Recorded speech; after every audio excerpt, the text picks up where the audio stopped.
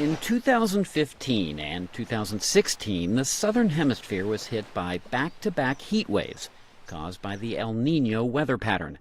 That 1-2 punch of warm weather did significant damage to some sensitive coral reef systems off the Indian Ocean.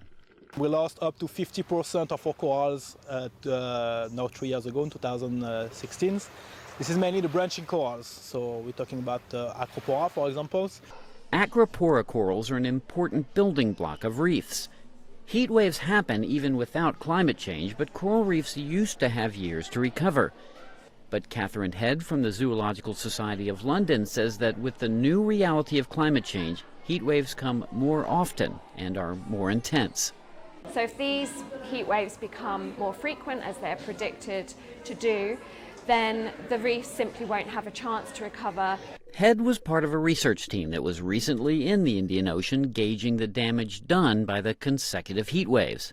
The staghorn corals, for instance, which are known to be more weedy species, were highly impacted. So 86% of the staghorn corals were actually affected by these heat waves, whereas some of the more robust corals were less affected. The concern is that losing corals means we lose a significant amount of the ocean's diversity.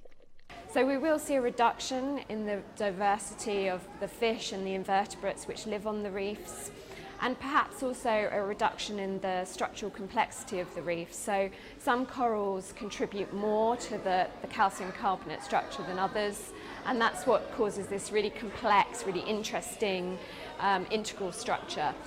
And despite efforts to revive dying reefs, coral reefs are slowly disappearing. So there are predictions which say perhaps reefs may go functionally extinct by about 2050 should the emissions continue as they are at the moment.